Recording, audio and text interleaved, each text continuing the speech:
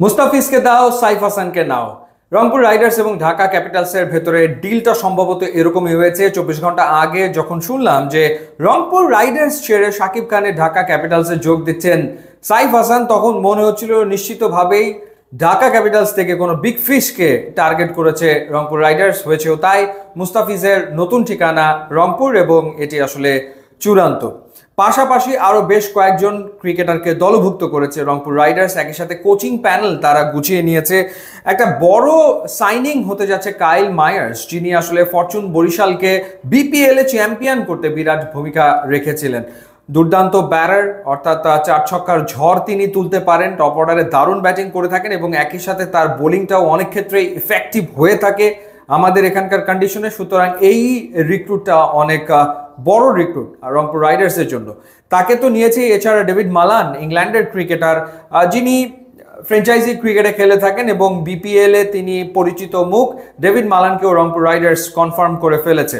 এই দুজনের পাশাপাশি আরো তিনজন পাকিস্তানি ক্রিকেটার রংপুর রাইডার্সের হয়ে খেলবেন, সেটাও নিশ্চিত করেই আসলে বলা যায়। সেই তিনজনের ভেতরে একজন হচ্ছেন খুশদিল শাহ, আর একজন হচ্ছেন ফাহিম আশরাফ এবং আকিব জাভেদ।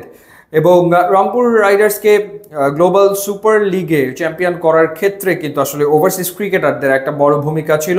সেই কারণে তারা আগে ভাগে তাদের ওভারসিজ ক্রিকেটারদেরকে কনফার্ম করছে। সো পাকিস্তানি এই ক্রিকেটারদের রংপুরের হয়ে খেলাটা মোটামুটি কনফার্ম বলাই যায়। একই সাথে কোচিং প্যানেল তারা গুছিয়ে ফেলেছে। মিকে আর্থারের ওপরেই তারা আসলে আস্থা রেখেছে। গতবারও রংপুর রাইডার্সের কোচ ছিলেন মিকে আর্থার, এবারও তিনি আসলে হেড কোচ।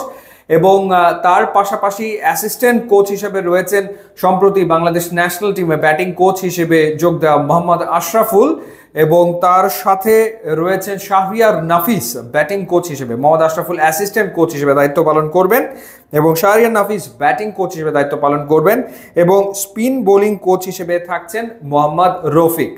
তো মোটামুটিভাবে এখন তো সবগুলো দলই গোছাতে শুরু করেছে। প্লেয়ার্স ড্রাফটের আগে কিংবা অকশন এবার হতে পারে। সো বিপিএল অকশনের আগেই প্রত্যেকটা টিমই চাইছে যে দলটাকে আগে ভাগে গুছিয়ে ফেলতে, এবং ওভারসিজ ক্রিকেটার পাওয়াটা যেহেতু কিছুটা দুরূহ ব্যাপার হতে পারে, একই সময় অনেকগুলো ফ্র্যাঞ্চাইজি টুর্নামেন্ট চলতে থাকবে। সেই কারণে রংপুর রাইডার্স এক ধাপ এগিয়ে গিয়ে তারা তাদের ওভারসিজ ক্রিকেটার আগে ভাগে কনফার্ম করেছে। সো বলা যায় যে পেন অ্যান্ড পেপারে তারা তাদের কাজ এগিয়ে রাখলো, এবং কোনো সন্দেহ নাই মুস্তাফিজকে নিয়েছে।